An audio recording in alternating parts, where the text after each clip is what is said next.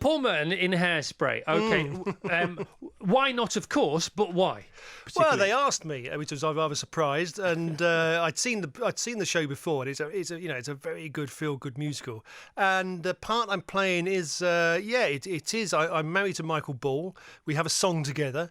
I don't have a great deal of many. And there's not a huge number of lines, but it's a bit of a challenge. But then of course I do TV sitting on panel shows and stuff. But generally I do work as a performer most of the time, stage performer.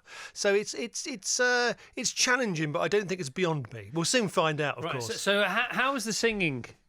Well, I think I might be able to busk the singing, as it were, but the dancing's going to be a problem. I played when I played Widow Twankey in the Wimbledon pantomime a couple of years ago. The choreographer was convinced that everybody can dance, and after about 2-3 weeks, he said to me, "Like, I see your eyes glaze over." Not only could I not figure out what I was meant to do, I couldn't figure out when I was meant to do it. So we just I said, we'll just walk around to the music. Right. So Widow Twankey, not a million miles away from you inhabiting this part in Hairspray. How long did you play Widow Twankey for? How did it go? The highs and lows of being a pantomime dame. Oh, well, yes. I mean, it's pantomime is one of the great British traditions. The part of Widow Twankey was first invented in 1860, so it goes back a long way. An English comic who was the most famous English comic of his day, a guy called Dan Leno, played Widow Twankey in Drury Lane. No, it was great. It was 2 shows a day for about a month. Myself and Pete Furman was in it, and Lee Ryan was in it. We had a few other people. It's great because you're given the ability to improvise in a pantomime. You're allowed to do it. So in the early days of the run, when the rest of the cast weren't too sure about their lines and they got something wrong, they'd say to me afterwards, "Oh, I'm sorry." I said, "No, I said that's gold dust for me. I can spin off that, and it's great." I mean, one day Lee Ryan, instead of calling the Empress Your Highness, called her Your Honour, and I just stepped forward and said he's got a court case tomorrow, and just things like that. And so it was a great joy, but also there's a great responsibility in something like that because you're allowed to play around, but also there are dramatic parts within it because I am Aladdin's mother, so I have to be concerned when Aladdin's missing. But there was one bit, we had school shows, where it's just the pupils in, and somebody said to me, the noise is unbelievable. But apparently it's louder than a jumbo jet. So the point when Abanazar comes on disguise and tries to get the magic lamp off me, and I don't know it's him, and I'm offering the lamp, and the kids are shouting no, and they're screaming. I couldn't hear what Abanazar was saying, even though he was standing to me as close as you are, and he's mic'd up. I could see his lips moving, so I knew what the lines were, but the screaming was just extraordinary. The Beatles Shea Stadium. Yeah, it was like that. Yeah. That's why they gave up playing, wasn't it? The Beatles. They couldn't hear themselves. Yeah, there's no point. And John Lennon said, something like, the speaker's the size of a peanut. They couldn't hear each other, and so they started. They realised they weren't improving They sort of started that whole business of a band being able to play to 20,000, 50,000 people. Didn't they accelerate the development in technology for amplification because they had to, apparently? I think they were, the first time they played Shea Stadium, I think they were coming out through the announcer's PA. Yeah, unbelievable. Right, I don't know the plot of Hairspray. I've got it written down here, but you do, so you tell us about it. Well, I have seen the production about 10 years ago, so I'm going from the memory of that, and I took it on holiday and I've read it. It's about it's a 16-year-old, 15-year-old girl who's desired to appear on this talent show on American TV, who wants to make the world a better place. And it's about sort of the unification between black and white culture. It's a very feel-good thing, and I think sort of in this day and age as well. When we have the example of Greta, is it Greta Thunberg, who's a 16-year-old who wants to make the world a better place? It has a sort of resonance for today. It's one of those musicals where you come out really feeling really upbeat and really fantastic. So now I just want to go and see it straight away. So you're doing the job. It is. I mean, I'm a good fan. I'm a good fan of musicals. One of the first things I saw many years ago was Michael Crawford in a thing called Billy, that was based on Billy Liar, the book. And I was at Drury Lane, and I went to see that 2 or 3 times. And when you go to see a good stage musical, you get transported somewhere else. You do. You transcend. I went to see The Producers 8 times, and I ended up crying at the overture, the whatever the opposite of the overture is at the end, when the medley, whatever it is. And I was just, there were tears of joy. Yeah. I wasn't like laughing, or I was just literally, I was broken for all the right reasons as opposed to all the wrong reasons. Well, when it's done right, it just takes you somewhere. What is that about, do you think?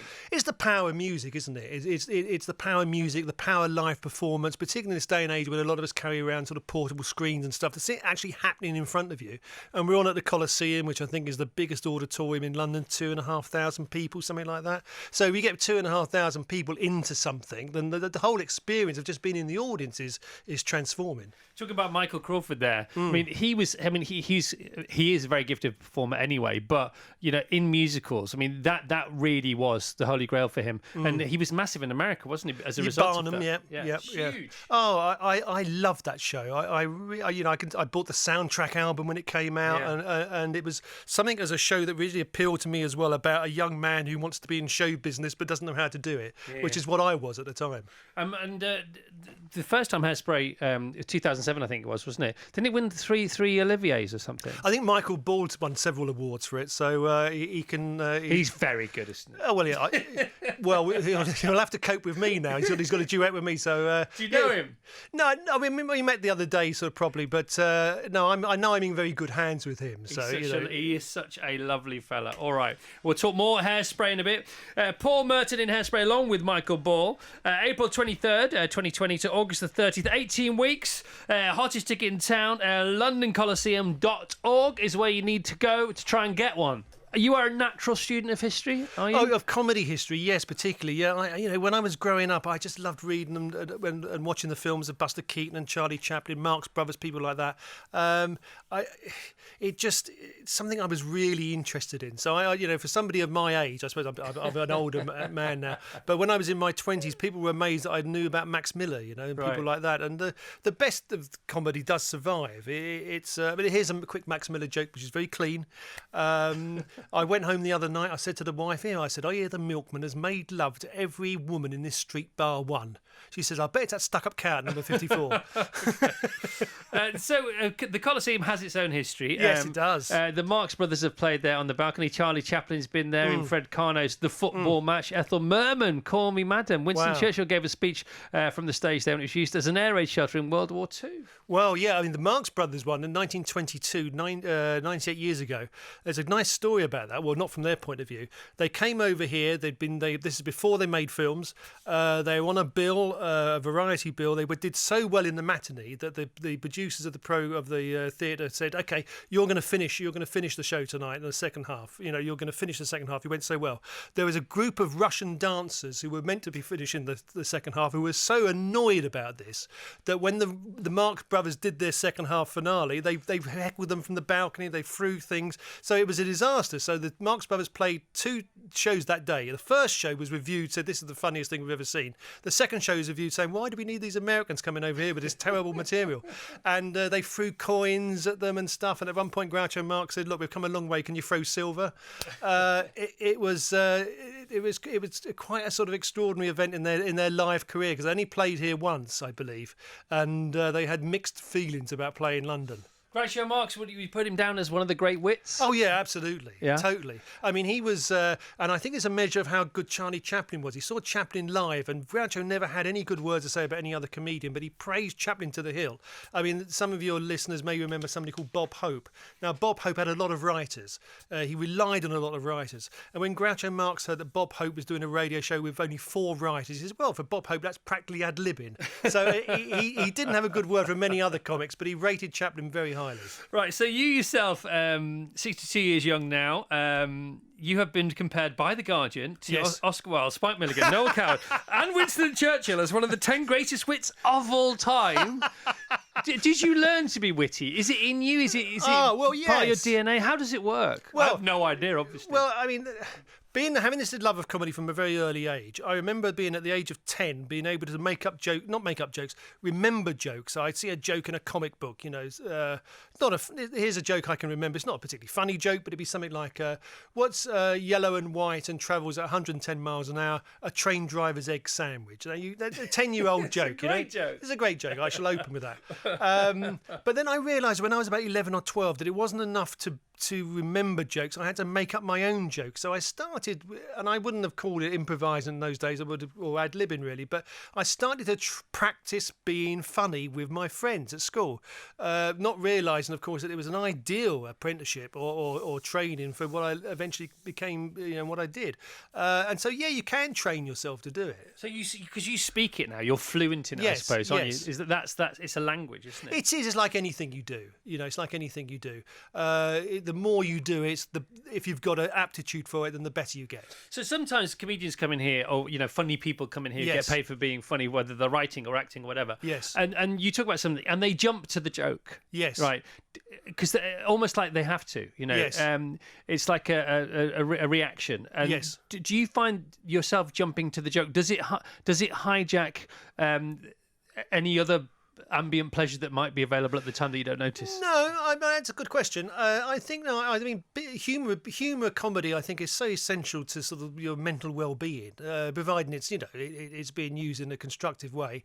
That no, I don't feel the pressure to be funny or to go to the funny. But if you see something that's amusing, then yes, I will sort of notice that and enjoy that. Okay. We heard this last week, and we think it's true. So from a scientific point of view, that when you laugh, it's the only time your fight and flight system turns itself off, and it turns off completely when you laugh, and then it turns itself back on immediately. Have you heard that before? I mean, no, I haven't heard that, but I mean, certainly when you're laughing at something, when you're really seeing something funny, your brain is flooded with these good feel chemicals, which are naturally produced by the body. Nothing else exists for you at that moment. You don't have no mortgage worries. You don't worry about the kids' education. For that moment when you're laughing at something, you are completely consumed by that laughter.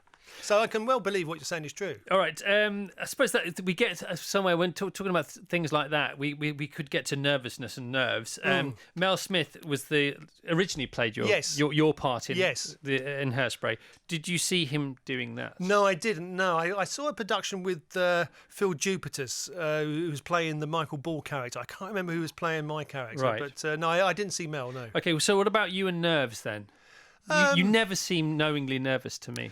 Well, I mean, I do a lot of sort of live performance, comedy store players every Sunday sort of thing when I'm around, and then that's being on stage improvising. So if you can do that, then to actually have a script is just feels like a joy. Yeah, it feels like a parachute. Feels like a bit of safety. And were you the founding father of comedy store players, or one of them? I was one of them. There was a bunch of us. There was myself, Neil Malarkey, who still does it, Dave Cohen, Kit Hollerback, and Mike Myers, who went on to do Austin Powers and Wayne's World. He did all right in the end, didn't he? He did do all right. We were holding him back for a while. What about give us a couple of most memorable comedy store players' nights? Oh, well, it's Robin Williams or anyone like that pop in? He popped in, yes, he popped in one day, a long time ago now. I mean, I can't remember actually any bits that we do, because the thing about improvisation is it goes out your mind as soon as you've done it. Right. So somebody comes up to you afterwards or the following week and says, "Oh, I love that bit about the budgie with a Geordie accent that played rugby for Halifax." And you say, "What?" And it turns out it was a 10-minute scene or whatever. But it's funny how the brain works, because your brain knows without you actually having to send it a message. You don't need to remember that anymore. It's not important. It's gone. Right. So when do you sit down with Michael Ball for the second time about what's it? I mean, as far as wife material is concerned, yes. What do you think of Michael Ball? I think he's a very attractive woman. I can see why I've had a child with him. Okay, good. So you have had a child. You do have a child with him in this show, and you have a song with him. Yes, I do. That's good. Okay, and let's hope you hang on to both of them come the finale, which would be great. Absolutely. And this is all way pre-X Factor, though, isn't it? Because it was written in the 80s, wasn't it? Yeah, I'm not quite sure. I know the film was an 80s film. I think it was probably sort of like late 90s. I'm not sure the history of the actual of it as a stage musical, but it was a John Waters film initially. Right. Okay. Well, good luck. Yes, thank you. Okay, thanks for being here. Your voice sounds fine now. It sounds all right. It was dodgy yesterday, but it's okay now. Okay. Paul Merton, once again, in Hairspray with Michael Ball. What's not to like about that pairing? The Chris Evans Breakfast Show with Sky.